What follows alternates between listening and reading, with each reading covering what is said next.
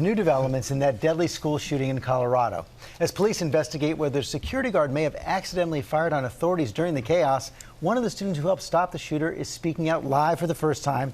We're going to talk to Joshua Jones in just a moment. First, let's go to our chief national correspondent, Matt Gutman, on the scene in Colorado. Good morning, Matt. Hey, George, good morning. In the chaos of that shooting, the police say they never fired a single shot, but apparently that security guard did. And right now, investigators are trying to map out the trajectory of his bullet or bullets. That as another controversy is brewing here. Did a parent call the school board months ago warning that conditions were ripe at the school for a mass shooting? 5 months before the gunfire erupted and sirens screamed at this STEM school, I copy, shooter in classroom 105. an anonymous parent claiming to be the mother of a senior calling the school board warning of a troubled school. In a document obtained by ABC News which outlines the call to the school board, back in December the caller warned of a school leadership that ignored complaints of students self-harming and chillingly raised concerns about student violence due to a high-pressure environment. All of it, she said, could lead to a repeat of Columbine. The school says it sent the document to the parents of the school's 1,850 students. But it tells ABC News in a statement, while STEM took the allegations seriously, our investigation revealed no evidence to support any of the allegations raised in the anonymous complaint. But this morning, additional questions about efforts to protect the students. Law enforcement sources telling ABC News a security guard hired by the school from a private firm accidentally fired at least one round in the direction of responding officers. His lawyer says security guard Shamson Sundara had heard the gunshots and raced towards them. The former Marine acted immediately.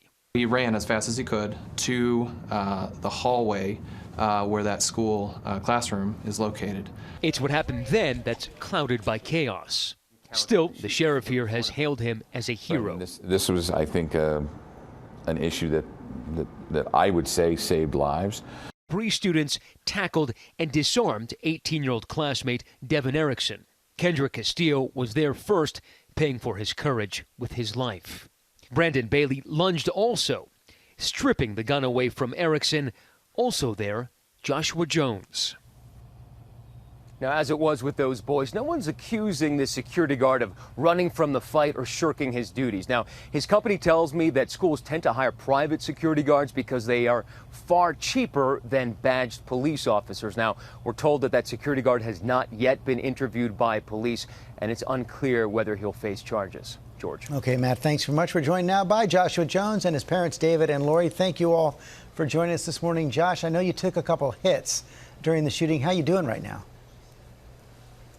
I'm doing all right, you know, my leg's a bit sore, and I'm, you know, upset that Kendrick died, but overall, you know, not doing too bad.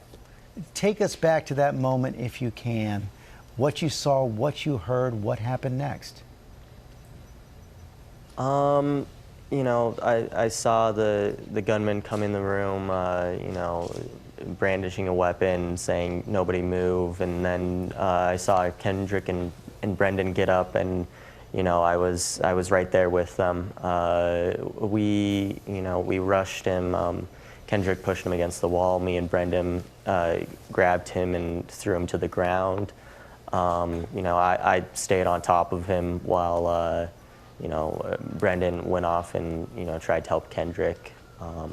You know, then the police arrived soon after, and you know it was harrowing, but you know, yeah, I got out of there. It all happened so fast. Was it just instinct for you?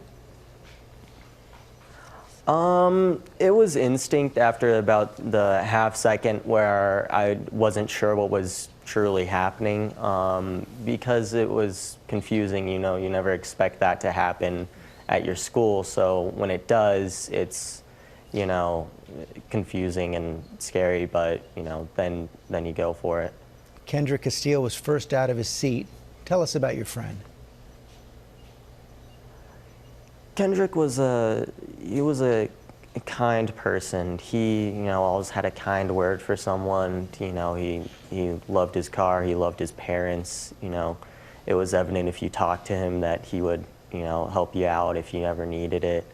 He was just a lovely person. He had so many plans for the future too. He was going to go to college and be a mechanical engineer. So. What a brave young man. We've all unfortunately become accustomed to news of these school shootings. Everyone we talk to says they can't imagine it's going to happen in their school. But is this something you had thought about, had prepared for?